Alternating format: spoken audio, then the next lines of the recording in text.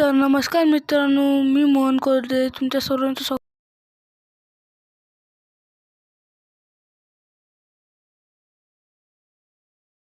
झाला याच्यामध्ये बेड पाडायचं हे रान आहे चिबलीचं, तर याच्यामध्ये आणलं होतं सिंगल सुपर फॉस्फरस. तर ते फेकण्यासाठी आलो होतो मी या शेतामध्ये.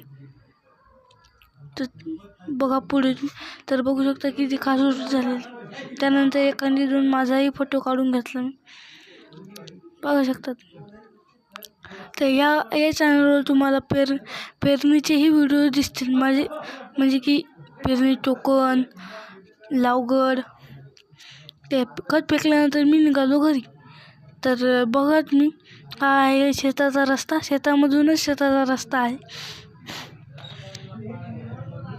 त्यानंतर रस्त्याने चाललो होतो तेवढंच विचारायला खत महाग झालेलं आहे, त्यामुळं खतही आणून ठेवणं आवश्यक आहे. तर तुम्ही म्हणसाल हे सगळं कसे झाले, तर मित्रांनो हे पेरणी पूर्वतयारी आहे. तर व्हिडिओच्या टायटलतून तुम्हाला कळालंच असेल. तर मित्रांनो यावर्षी खूप अशी परिस्थिती आहे की यावर्षी खत बियाणं खूप महाग होणार आहे, त्यामुळं आधीच घेऊन ठेवणं आवश्यक आहे. आता ही सीझन बघू शकता किती खात जाणार आहे. तेवढंच रस्त्यामध्ये भेटले आपल्याला नंदी महाराज आम्हाला उडवतच होती, परंतु आम्ही निघून गेलो. त्यानंतर ट्रॅक्टर घेऊन मी परत आलेलो होतो बेड पाडण्याकरता. बघू शकता किती खास बेड पडलेले आहेत, हे पण बघू शकता. बेड खोल पडलेले आहेत आणि चांगले पडलेले आहेत. ते तुम्हाला त्याच्यामुळे दिसणार नाहीत युद्धामुळे. तर बघू शकता या प्रकारचे आहेत बेड आणि ट्रॅक्टर.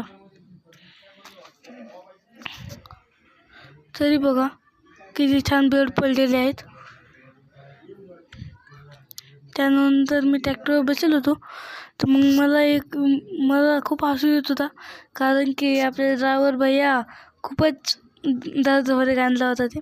त्यानंतर ते म्हणे की एक व्हिडिओ काढ म्हणे खाली उतरून. मग म्हणलं तू कलो पहा मग किती खास चालतंय ट्रॅक्टर.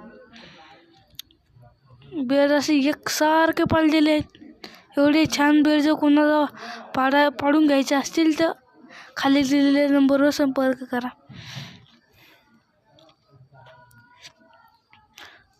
तर त्यानंतर बेड पाडल्यानंतर आम्ही निघालो घराकडे. तर शेताच्या बाहेर निघाल्यानंतर तुम्ही बघू शकता की किती फास्ट पळते ट्रॅक्टर.